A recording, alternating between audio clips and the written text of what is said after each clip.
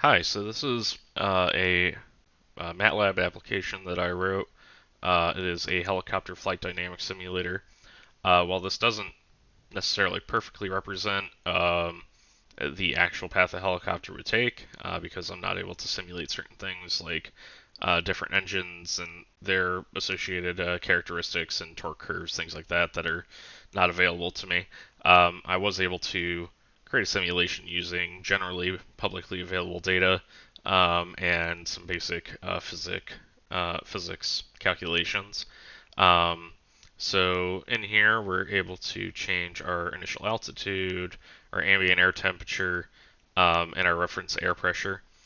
These, as well as your universal gas constant, specific gas constant, and molar mass of air at the reference altitude. These are all used to calculate the air density at your given altitude, as well as it will constantly update the air density and air pressure at different altitudes so that I can properly calculate the amount of thrust and a lift that the helicopter is generating.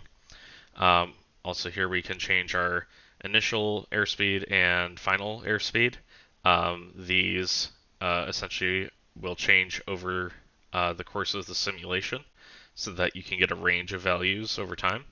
Same with your collective. Your collective is essentially a lever that you pull on the left, and this controls the pitch of the rotor wings. The more pitch you put in, the more thrust it will generate. Although in real helicopters, you can't necessarily go all the way to 100% collective because the engine will be over torqued in those instances. So generally, you'll be playing with lower values in this collective field. And then you can also set an initial climb rate if you want it to have a certain trajectory right at the start of the simulation.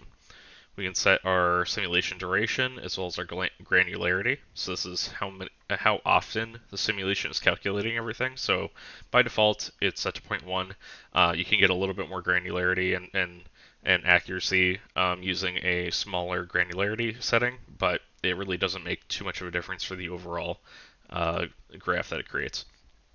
We also have some helicopter presets. So we have the H64 and the OH58. This puts in your rotor diameter, RPMs, surface area, chord length, gross weight, and number of rotor blades. These are all used to calculate the lift of the helicopter, as well as the weight, the dead weight that the thrust is being subtracted from. Um, and as well as things like lift efficiency, coefficients of lift related to the chord length and surface area. Um, and you can also put in custom values if you'd prefer. So I'll go ahead and start the simulation with my default values here. It gives us a nice little graph. And essentially at the start here, it will start climbing because we have a higher collective. And despite the airspeed increasing and it actually getting more lift from that, because we're decreasing our collective, it will start coming down over time. We can also use the slider to follow the trajectory of the helicopter over time. You can see that right here, we're going at a lower speed as indicated by our program. But at a certain point, we'll get into an effective translational lift shudder. Essentially, once you're transitioning into that effective translational lift, the helicopter will start to shudder and shake a bit. And then once we get past that point, we'll turn into our effective translational lift. This means we're getting good lift from our airspeed. And then as our collective is decreasing and our airspeed is increasing, we're getting closer and closer to the ground. But as we get close to the ground, you'll see our descent is actually arrested suddenly. You'll see the climb rate gauge and total lift will suddenly change a bit.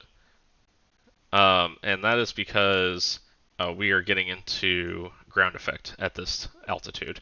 Generally like below about 15 meters or so. It depends on the diameter of the rotor blades when you get that ground effect. But that arrests the descent, and then we land gently, so we get a nice little landed light there. We can also change this to have a higher altitude, let's say 2,000 meters. This is all in metric. Um, and let's give it a low airspeed and a low collective. And over time, we'll be descending, descending, descending.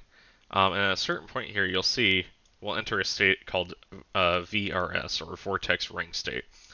Essentially, the rotor blade starts creating vortices around it, and um, it starts creating essentially a vortex underneath the aircraft from its own rotor wash, to the point where the rotors are not able to generate sufficient lift to keep the helicopter stable at that altitude, and it'll start plummeting.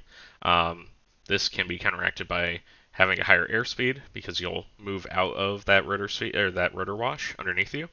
But if you have a low airspeed and you stay in that vortex, it'll sort of suck you down, or not, maybe not suck you down, but you'll fall to the ground with significantly less lift because a lot of the helicopter rotor is stalling. And because of this trajectory, we do hit the ground quite hard, so we crashed. We can also simulate a hover, such as in the OH-58 here. Change this to about 10. And let's see.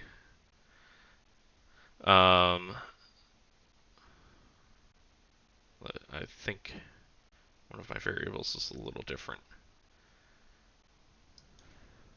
I think that. Okay, there we go. So we can see here our helicopter is hovering at this altitude. And once again, this is not a perfectly real-world accurate calculation because, for example, here we can see that just by increasing our airspeed by 5 meters per second, we get substantially more lift through our effective translational lift, although it's not quite totally effective at this point. So some of the variables are a little bit off. I don't think you necessarily achieve a 700 meter altitude just from that airspeed in the real aircraft, but it does play a factor in the calculations.